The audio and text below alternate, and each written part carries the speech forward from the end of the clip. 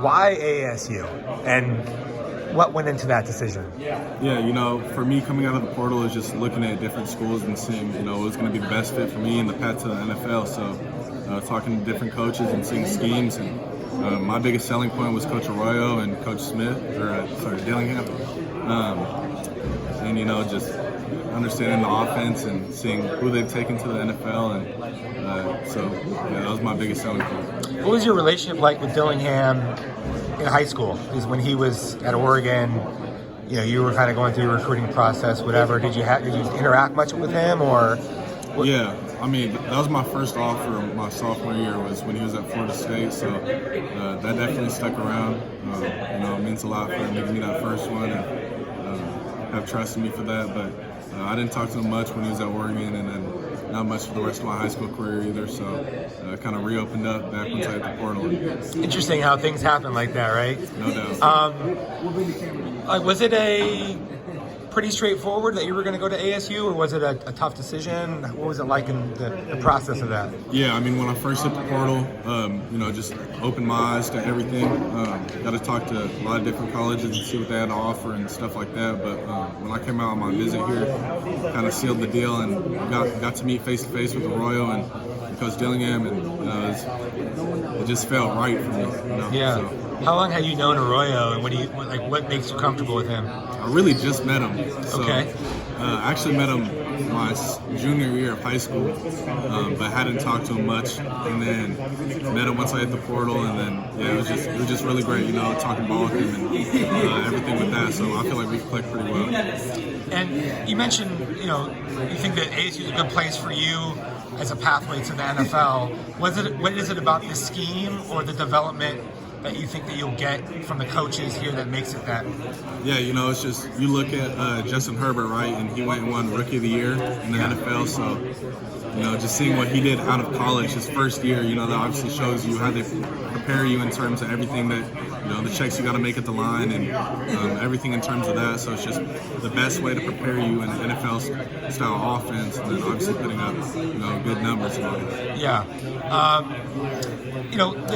A lot of guys probably wouldn't want the competition of somebody in their class who was also highly regarded coming out of high school, like Rashada, but you seem to not have any concern about that or shy away from that whatsoever. Was that even a factor, and what do you think about just a competition between you guys?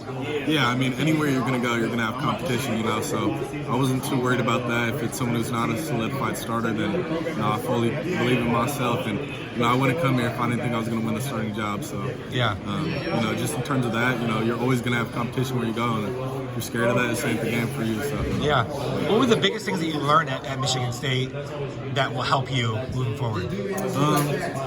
Aside from just playing the game and more experience in that, just learning how to lead a group of men. It's a lot different in high school because I was playing with 23 and 24-year-olds, so being an 18-year-old last year, having to get the trust of them, and every day coming to work and, just trying my best every single day and showing them the type of leader and person I am. So, once I get more open up to the team, they're going to see that side of me, and it's going to be pretty special.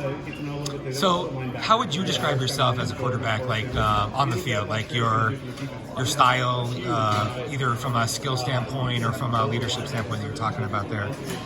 Style, I don't know if I have a comparison for a quarterback. I'd say I play a little bit like Joe Burrow, a little bit like Josh Allen type. Okay. Obviously not as big as Josh Allen. Yeah. But in terms of that. But as a leader on the field, I'm a really calm person. I get pretty juiced once we get in the end zone. Yeah. But on the field, I'm really calm, really confident in myself. I feel like you'll hear that a lot, talking to people I played with in the past. I'm a really confident player on the field, so I feel like that best describes me.